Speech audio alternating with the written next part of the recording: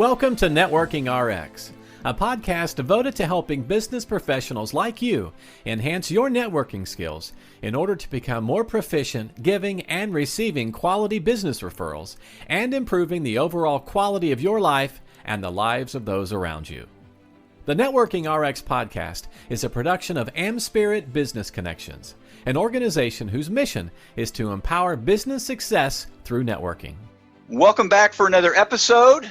This is Frank Agan, founder and president of AmSpirit Business Connections. Thanks to all of you who have tuned in the past and are tuned in today.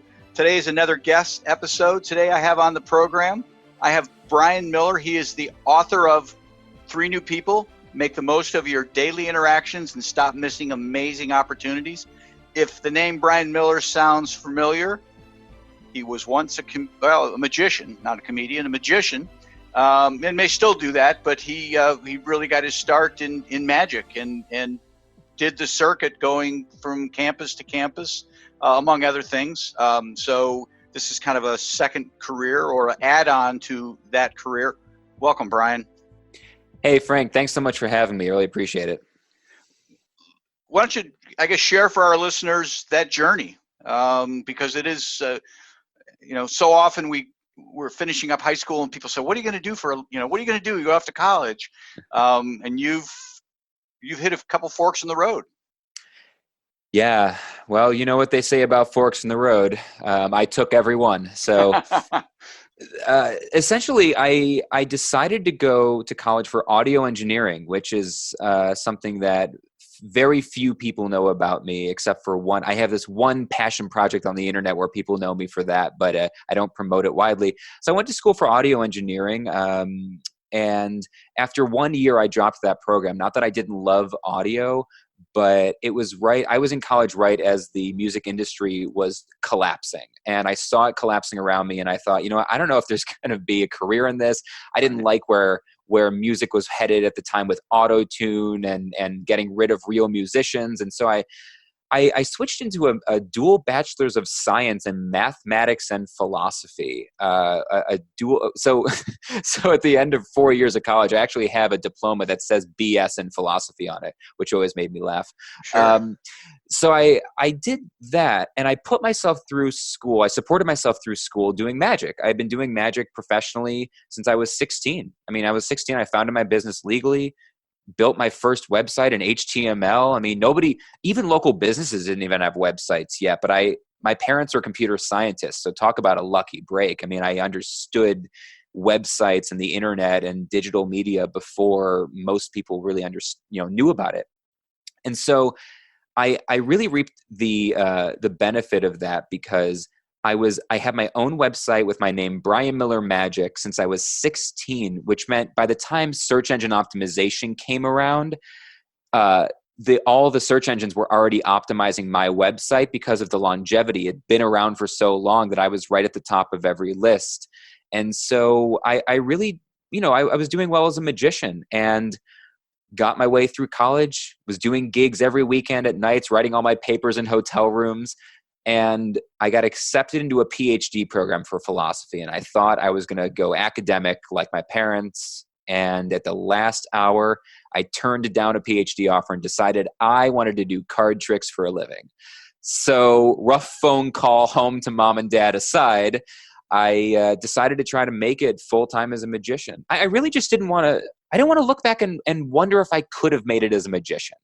I felt like I always could have gone back to grad school someday, but I thought, man, entertainment's like a young person's game.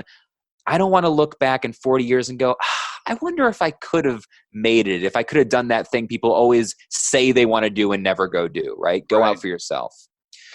So I gave myself 2 years after school. I said, you've got 2 years to make it as a magician before you're allowed to decide if you're going to go back to school.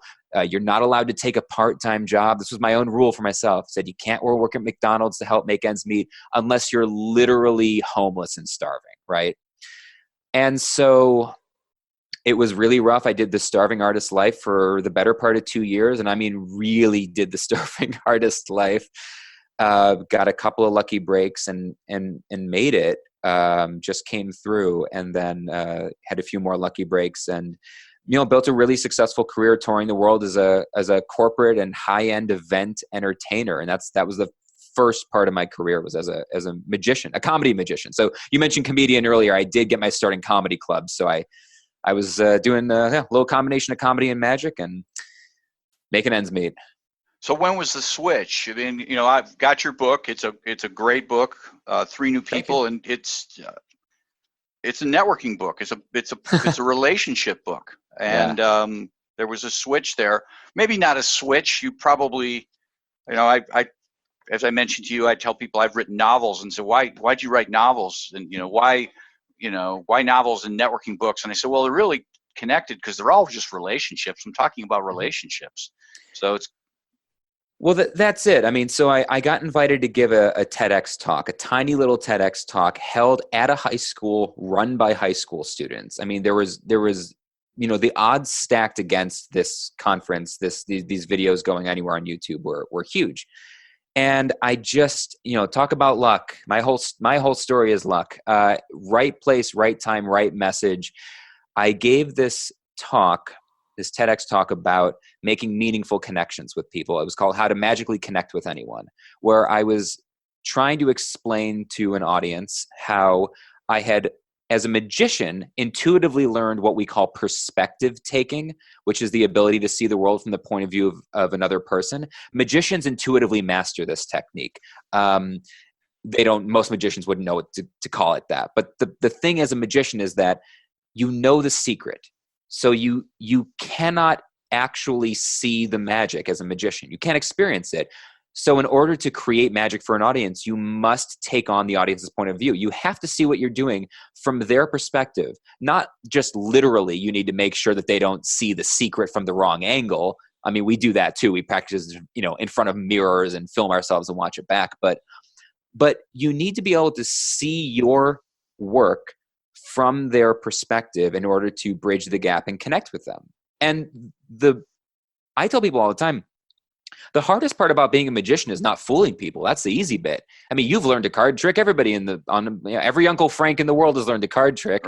Right? Doing a card trick is easy. Fooling people is easy. But making people enjoy being fooled is hard, because magic is fundamentally antagonistic. And so great magicians, the way they become great magicians is not getting better at tricks, but getting better at bridging that gap between what I know as the magician, what you don't know as the audience, and finding something beautiful in between us where, even though you don't know how it works, we all get to experience this wonderful thing together. And so that's what my TEDx talk was about, was how to magically connect with anyone. And I taught people how to take those same principles and apply them to their lives personally and professionally. And that I had no idea. I hoped the talk would get a couple thousand views. And my actual goal was that I would be able to slightly raise my rates as a magician. That was the goal. I was like, if I get enough views, I can raise my rates a little bit. And it went 1 million views practically overnight, 3 million in a year. It became one of the most popular TEDx talks of all time. It just went viral, and it just pulled me into a career as a speaker, author, coach, consultant. I had never planned on being any of those things. Never thought about it once. But I started getting invited to speak, to coach, to consult, to do interviews, and suddenly people were viewing me as an expert on human connection. And so that's where the shift happened. I got dragged into it, and it turned out to be the most incredible blessing of my life. No, it is a very interesting story. He talks about it in the book, but it really even started before that invitation, because you had made a connection on an airplane, on the tarmac, an airplane on the tarmac, before the flight even took off, with somebody sitting next to you. True. And it turns out she was a professor at, I believe it's Yale. She's Dr. Zoe Chance. She is a professor. She teaches influence and persuasion tactics at Yale School of Management, and she's basically the closest thing you'll ever get in real life to a Jedi. I mean, she is incredible. And yeah, I just struck up a conversation with her. Well, she struck up a conversation with me. I was sitting there on the plane that morning, exhausted and about to put in my headphones, and tune out the world, because I was in the middle of a tour and having none of it. And I was wearing a fedora because I always used to wear a fedora as a magician. I stopped, by the way, wearing the fedora as a magician. I stopped wearing a fedora completely because I occasionally speak at middle schools now, and kids are mean. So I no longer wear fedoras. Okay. You're getting bullied. It turns out middle schoolers are just as mean when you're an adult. It doesn't get any better. Yeah. But in all seriousness, I had a fedora on, and she just turned to me and said, "I like your hat." And it just shook me out of my morning, this miserable morning I was having. And we started chatting, and she mentioned that she was a professor at Yale, and we got along great. She invited me to give some guest performances, kind of guest lectures, sort of, at Yale, presentations, and that introduced me to that world. And now I work with a lot of different departments at Yale, have lots of relationships in and around Yale. And so a few years later, when I got invited to give the TEDx talk, and I didn't know what I was doing, I called up my friend Zoe and I said, "Can you help me write this?" And she helped me write it. So she had a huge part in that going viral. And it all went back to one stranger said, "I like your hat." Yeah. To me, that's very interesting.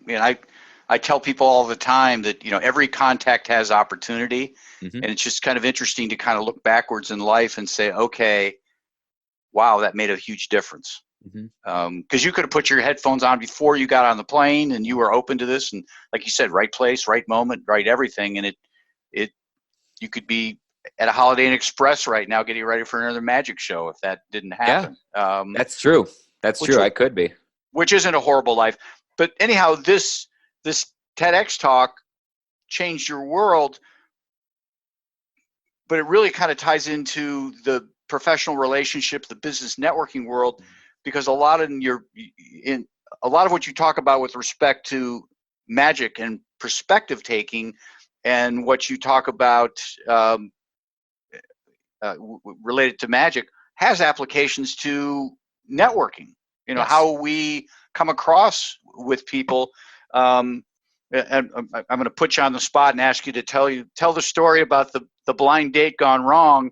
And we can kind of talk about that, because that's a perfect example of, she may have been your soulmate, but she blew it, Well, somebody blew it. So I'm sure she wasn't my soulmate, because I'm very happily married now. And okay. My wife, Lindsay, I definitely lucked out that this particular blind date, the story I tell in the book, didn't work out. And yes, you're right.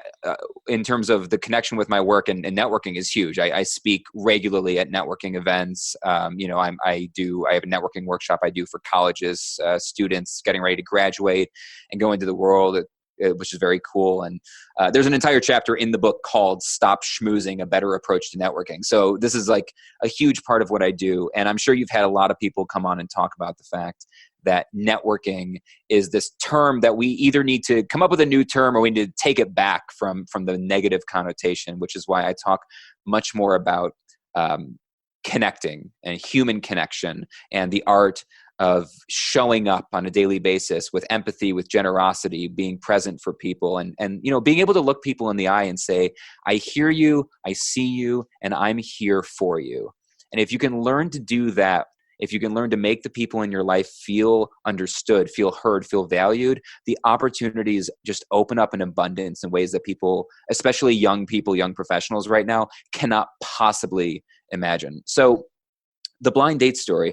So this just, happened a few years before I met Lindsay, who's now my wife. I traveled self-employed, never had any colleagues or coworkers, so I had to do blind dates. And I was at the restaurant waiting. She, the girl came in, and I stood up and I said, "Hi." And she said, "Is that how you talk?" And I froze, and I was like, "What?" And she said, "Is that how you talk?" Like, it was aggressive, and I had no idea what she meant. And I kind of stuttered. I'm stuttering now. Now I really do sound like an idiot, and I'm just like, I don't understand what you're asking me. And she goes, "Like, is that your accent? Is that how you talk?" And I swear to you, Frank, I actually said, "This is how sound comes out of my face." I was like, Oh, I right. don't understand what you're asking me. And she finally said, where are you from? And I said, I'm from Buffalo, New York. And she just goes, well, that explains it. And I was just like, what conversation am I having right now? Yeah. And what I realized is later it became so obvious that what she meant was, where are you from? What she said was, is that how you talk? And when she said, is that how you talk?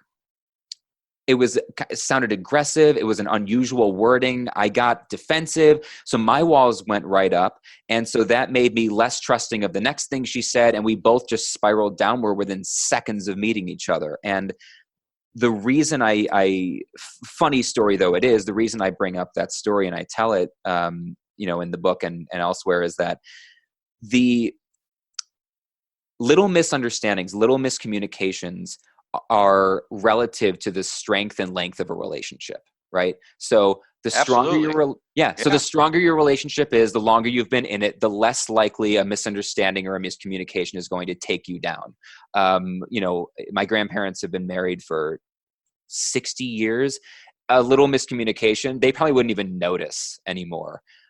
But that's not to say that those little miscommunications don't matter, even if you've known someone for a long time or been in a long relationship, because cracks in a sidewalk, right? They do build up and they get worse over time. And even the smallest ones, if they're not corrected for over time, can take down even strong relationships. But if you're at a new job, you got a new boss or new coworkers, if you're a student in a new class with or a new professor, if you're on a blind date or a first date, if you just met someone in line at Starbucks, before you have any relationship, there's no leeway, there's no leash. And we have to be extra super cautious of not our intentions, but how we're being perceived. Because people get hung up on this idea that our intentions matter. It's like, yeah, intentions matter, but not nearly as much as the way that people perceive what you're doing. And I believe it's our responsibility as the communicator to make sure that we are being perceived the way we want to be perceived. It's on us. It's not enough to say, well, you've misunderstood me. No, that's my fault. I'm the one doing the communicating. I want to get this on the podcast. I copied this out of the book, somewhat verbatim. It's not enough to care about someone, or it's not enough to understand someone. They have to feel cared about and understood. I thought that was really powerful, because you're so right. I mean, so often I'll run into people and it's like, well, that's just how I am. World, deal with me. And I kind of have to shake my head. It's like, no, it doesn't work that way. We don't get to just bowl through life and, this is how I am. I'm so direct, just deal with it. Yeah. And you can be that way, but then you suffer the consequences. Right. You can be however you want, but you don't get to tell people how they should be reacting to you. Exactly. Yeah. And that all plays into this whole notion of perspective and really kind of stepping out of ourselves and saying, okay, how do I appear to this? How am I coming across to this person? Mm-hmm. Am I coming across combative? Am I coming across salesy? And these are all things that I think we need to ask ourselves when we're in conversations at networking events, meeting people for the first time, or just, talking on the phone. Mm-hmm. So anyhow, you talk about perspective, and you really kind of make a distinction between visual perspective and emotional perspective. And the visual, I assume, was more the magician side of it. Is that correct? How do you draw that distinction? Yeah, the visual certainly was it was more important in a career as a magician or a live entertainer, or maybe an actor, a stage performer, something like that, a comedian, juggler. The visual perspective for us was, literally, what does the trick look like from the point of view of the audience? Like I said, we'd have to we practice in front of mirrors, we film ourselves, watch it back, get people to tell us what it looks like. Not that visual perspective isn't also important outside of that world. I use kind of like, I think somewhere in the book I talk about the kind of the star of your own show strategy or technique. If you're curious about how visual perspective works, next time you're at a cocktail party, imagine that you're actually in your favorite sitcom, you're in a scene and you're the star of that show. And imagine what you look like right now if the camera was on you and you were in the show. How are you reacting to people? How is your posture? What do you, are your arms crossed? Are you leaning back, your hands in your pockets? None of those are necessarily bad, but the goal is to get you to think about visually, what impression are you making from someone else's point of view? So that's visual perspective. But I think much more important than the crux of my work is emotional perspective. And the question of emotional perspective is, what does somebody feel like? What does this interaction feel like to the other person, right? How does someone else feel about the interaction we're having right now? And it's a much more difficult question to answer. And it's especially difficult because we do it wrong a lot. And the reason, even when we think we're doing it, we typically do that whole, imagine what it's like to be in someone else's shoes. And it's not that that's not worth doing, but the problem is we're just guessing. When we do that, I wonder what it's like to be in their shoes. We're just guessing. And there's been a lot of studies on this over, the last 50, 60 years. And it comes up over and over in all the studies, and they're all referenced in the book. I'm not going to get technical right now or start spouting off statistics, but they're all in there. Studies that show that when we guess, we are wrong so often you can't possibly imagine. And what happens is we are more wrong with people we're closest to. That the closer we are to someone, the better we know them, the more often and the worse our guesses are. The more often we're wrong and the worse those guesses are. And the reason is, the better we know someone, the closer we are, we stop checking in to make sure we're actually getting it right. When you just met someone for the first time, if it's a stranger or a new colleague, you don't know them that well. So you think, oh, maybe this is what they're thinking, but we tend not to assume with a stranger. We tend to just ask people because we don't know them that well. What do we know? But the longer we get to know someone, we start to assume that that we can read their minds, that we really know them better than they know themselves, right? I mean, they're built into the tropes and the cliches. And so perspective taking, the goal of perspective taking is not to guess or imagine what they're going through. It's to ask questions. The only way to take someone's perspective is to actually get their perspective. And the only way to get it is to ask them directly. I mean, people are afraid to ask questions because we think that, they'll be offended or they won't want to answer. But when someone asks you a question or your opinion, don't you feel kind of important? Yeah. You feel like they're interested in you. Right. The thing is, when we do it to other people, we think, oh, I'll be bothering them or they won't want to answer. But when someone does it to us, we feel, oh, like they're interested in me. So we need to just apply that to other people and remember that human connection is a gift. Almost everybody is sitting there wishing that someone else would come talk to them, right? You're at a cocktail party, a social gathering, a business event, and you're just standing there by yourself and you're just going, I'd love to talk to somebody, but I don't want to be the one to start the conversation. I wish someone would just come up and say hi to me. Well, why don't you go be that person? Exactly. Yeah, exactly. All right. Let's wrap up a little bit here. Not that you could certainly use another 3 million views of this TED video. I encourage everybody to go see it. In the book, he talks about basically allowing a blind man to correctly read the color of all 52 cards in a deck, and you reveal that in the TED Talk, and very intriguing. So I certainly encourage people to go check that out, because I've read the book and I knew I had to go see the video. It was on YouTube. Just search Brian Miller. It came up quickly for me. It's right there at the top of YouTube. It's been a real blessing. Yeah, it's great. But in wrapping up, I want to give you the opportunity of two things. One, what would be a good referral, good connections, good introductions, and then how people can get a hold of you. And I know you want to kind of give a website as well that they'll be able to reference our conversation.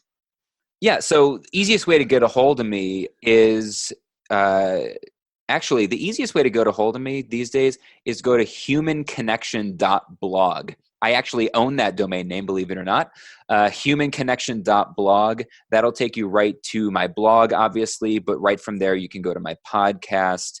You can find all the information about me. I have a specific link, though, for anybody listening right now to this particular podcast, which is if you go to brianmillerspeaks.com/networkingrx, brianmillerspeaks.com/networkingrx, you will instantly see any of the things that Frank and I just chatted about. I'll have the TED Talk embedded right there so you can watch it.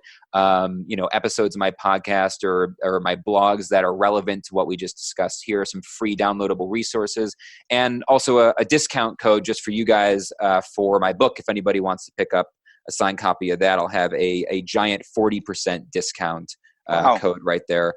Because I'm happier that you have it, and than making the tiny little profits that we actually make on books, as you know, Frank. Because yes. books are so low profit margin. I'd rather you have it than I'm not making any money on this thing. So, what was the first question, though? What would be a good referral? Obviously, buy the book, but you're out there speaking. A referral for me. Yeah. Oh, I was like, who can I refer your audience to? No. For me. Well, I appreciate that. To be honest, 90% of my work these days is doing either kickoff keynotes or closing keynotes at usually mostly annual conferences. I speak at corporations, but also a lot of associations. We do a reduced rate for associations. So, if you've got your annual conference and it's anything related to connection, communication, leadership, networking, obviously, any of these sorts of things. I do a kickoff or a closing keynote that either sets the tone of your conference or caps off your conference, and there's a little bit of magic in there. There's live magic demonstrations. There's audience interaction. I tell a lot of crazy stories. There's no PowerPoint. There's no death by PowerPoint in my presentation. Okay. It is highly interactive. It's a lot of fun, and if anybody's actually interested in becoming a better public speaker, either within their organization or outside of it, I do private coaching. I just don't advertise it. So you can reach out to me privately if you're interested in that. All right. Brian, I appreciate our time today. This is great. Hey, Frank, thanks so much for having me. Thanks for joining us on the Networking RX podcast. Please put what you've learned into action today and let us know if you have questions, comments, or ideas for future topics. You can email them to us at podcast@amspirit.com. That's AMSPIRIT.com. Finally, so you never miss an episode, be sure to subscribe to the Networking RX podcast through iTunes, Overcast, or however you receive your podcasts. Now get out and network with someone. The Networking RX podcast is the copyright production of AmSpirit Business Connection. All rights reserved.